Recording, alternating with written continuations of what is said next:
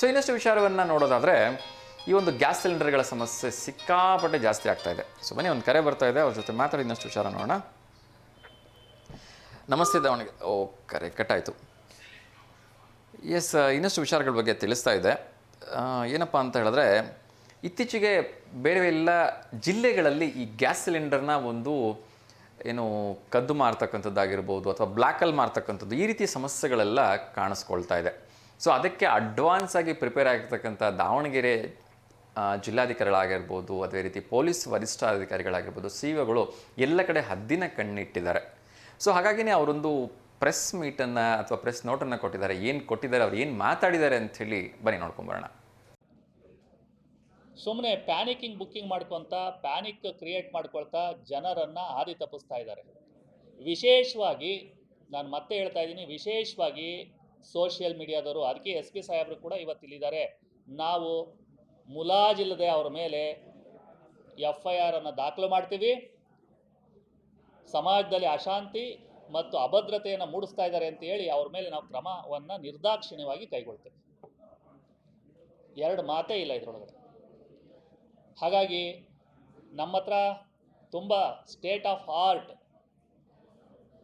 Social media watch ಮಾಡ್ತಕ್ಕಂತಹ wing ನಮ್ಮ ಜಿಲ್ಲೆಯಲ್ಲೂ ಇದೆ. ಪ್ರತಿ ಜಿಲ್ಲೆಯಲ್ಲೂ ಕೂಡ ನಮ್ಮ SP ಆಫೀಸಲ್ಲಿ ಇದೆ. ನಾವು ಪ್ರತಿಯೊಂದು ಸೋಷಿಯಲ್ ಮೀಡಿಯಾದ ಮೇಲೂ ಕೂಡ ಕಣ್ಣಿಡಬಹುದು, ನನ್ನನ್ನು ಸೇರಿ ನನ್ನನ್ನು ಒಳಗೊಂಡ ಹಾಗೆ. ಹಾಗಾಗಿ ಯಾರು ಸೋಷಿಯಲ್ ಮೀಡಿಯಾದಲ್ಲಿ ಈ ರೀತಿ ವದಂತಿಗಳನ್ನು ಹಬ್ಬಿಸ್ತೀರಿ, ನಾವು ಇವತ್ತಿಂದನೇ ಕ್ರಮ ಕೈಗೊಳ್ತೇವೆ. ಅದೇ ರೀತಿ ಪೆಟ್ರೋಲ್ ಮತ್ತು ಡೀಸೆಲ್, MS ಮತ್ತು HSD, ನಮ್ಮ ಜಿಲ್ಲೆಯಲ್ಲಿ ಸುಮಾರು 120 ಬಂಕ್ಗಳಿದ್ದಾವೆ, ಔಟ್ಲೆಟ್ ಇದ್ದಾವೆ. HPCL, BPCL ಮತ್ತು IOCL.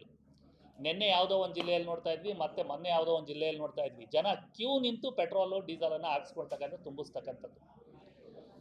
ಈ ರೀತಿ ಏನಾದರೂ ಜನ ಸೋಷಿಯಲ್ ಮೀಡಿಯಾದಲ್ಲಿ ಪೆಟ್ರೋಲ್ ಖಾಲಿ ಆಗ್ತಾಯಿದೆ, ಡೀಸೆಲ್ ಖಾಲಿ ಆಗ್ತಾಯಿದೆ ಅಂತ ಹೇಳಿ ಸುಳ್ಳು ಸುದ್ದಿ ಹಬ್ಬಿಸಿ ಏನಾದರೂ ಪೆಟ್ರೋಲ್ ಬಂಕ್ಗಳ ಮುಂದೆ ಏನಾದರೂ ಕ್ಯೂ ನಿಂತ್ಕೊಂಡ್ರು ಅಂದರೆ ಅಂತಹವ್ರ ಮೇಲೂ ಕೂಡ ನಿರ್ದಾಕ್ಷಿಣ್ಯವಾದಂಥ ಕ್ರಮ ಕೈಗೊಳ್ತೀವಿ. ನಮ್ಮ SP ಸಾಹೇಬರು ಕೂಡಲೇ ಅಲ್ಲಿ ಪೊಲೀಸನ್ನು ಹಾಕಿ ಅಂಥವ್ರು ಯಾರಿದ್ದಾರೆ ಅವ್ರ ಮೇಲೆ ನಾವು ನಿರ್ದಾಕ್ಷಿಣ್ಯವಾದಂಥ ಕ್ರಮ, ಮತ್ತೆ ಹೇಳ್ತಾ ಇದ್ದೀನಿ, ನಿರ್ದಾಕ್ಷಿಣ್ಯ ಕ್ರಮ. ಯಾಕೆ ಅಂತ ಹೇಳಿದ್ರೆ, ಈ ಥರ ಸಮಾಜದ್ರೋಹಿಗಳನ್ನು ನಾವು ಸುಮ್ಮನೆ ಬಿಡೋದಕ್ಕಂತೂ ಸಾಧ್ಯವೇ ಇಲ್ಲ.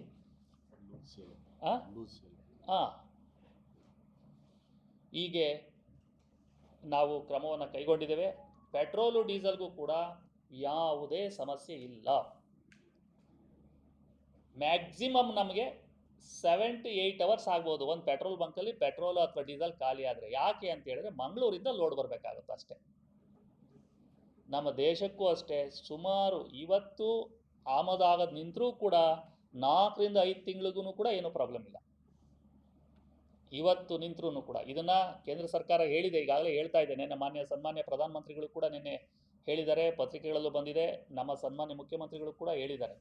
ಹಾಗಾಗಿ ಜನರನ್ನು ಹಾದಿ ತಪ್ಪಿಸ್ತಕ್ಕಂಥ ಕೆಲಸಗಳು ಯಾರೂ ಕೂಡ ಮಾಡಬಾರ್ದು ಅಂತ ಹೇಳಿ ನಾನು ಕೇಳ್ಕೊಳ್ತಾ ಇದ್ದೀನಿ.